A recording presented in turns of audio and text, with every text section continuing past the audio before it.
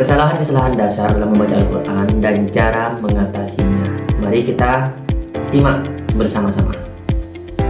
Yang pertama ketika membaca Al-Quran yaitu tertukarnya huruf mat, di mana teman-teman yang sering membaca Al-Quran itu terkadang terpleset di huruf-huruf mat, yaitu antara lain alif, waw, dan ya. Dimana contohnya seperti ini, ihdinas sirotol mustaqim, bukan ihdinas sirotol mustaqim. Di situ solusi agar tidak terjadi kebiasaan dalam membaca Al-Quran untuk tidak tertukar lagi dalam membaca mat, yaitu dengan melatih hukum-hukum bacaan mat secara teratur dan secara bergiliran. Kesalahan yang kedua yaitu tertukarnya pengucapan makhorijul huruf, di mana makhorijul huruf ini teman-teman memang terlihat sepele tetapi penting, dikarenakan ketika kita sudah fasih mengucapkan huruf-huruf yang ada di Al-Quran, kita bisa membedakan mana huruf ain, mana huruf hamzah, mana huruf ha, mana huruf he, mana huruf kho, mana huruf sin, mana huruf shin, dan shod.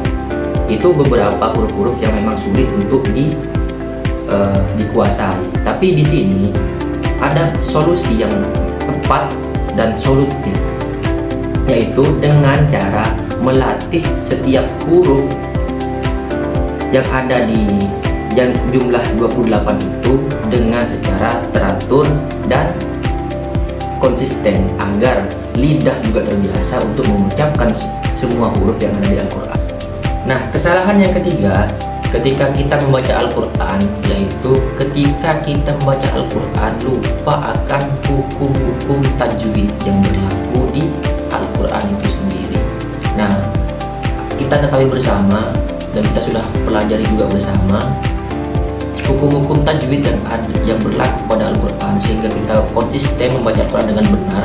Itu ada banyak, entah itu idhar, idgham, gunnah, ikhfa, dan yang lain-lain itu.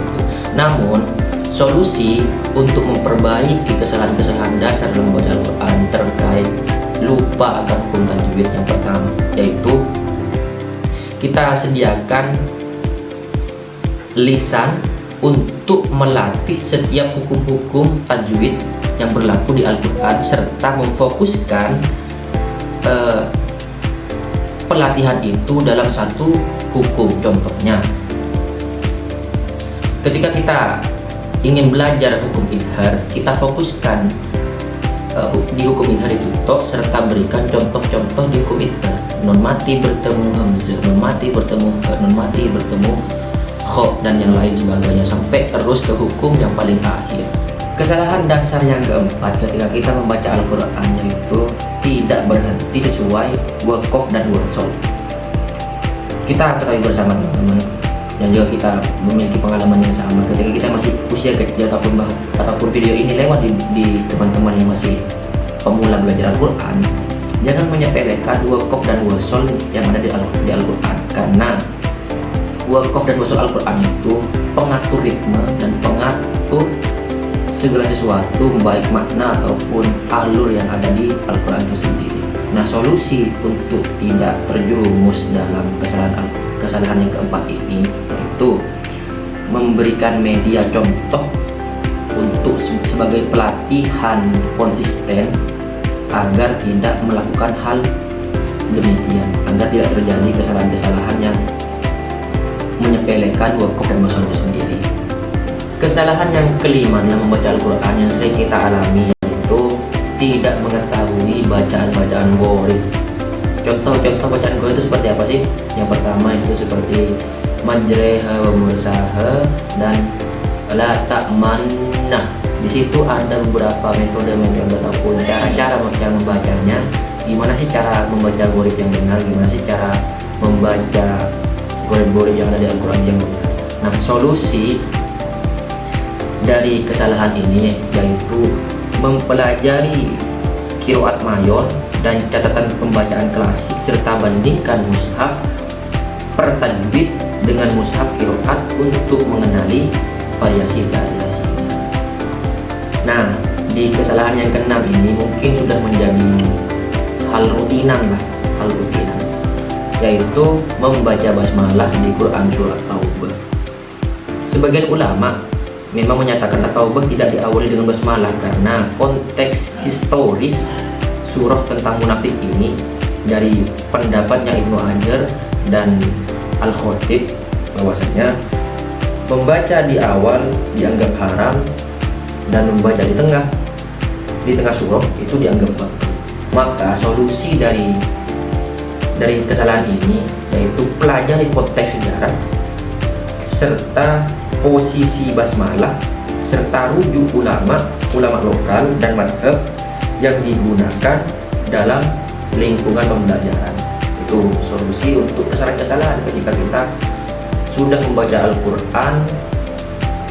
Di Quran surah Taubah kita masih membaca basmalah di situ. Jadi solusinya pahami konteks sejarahnya.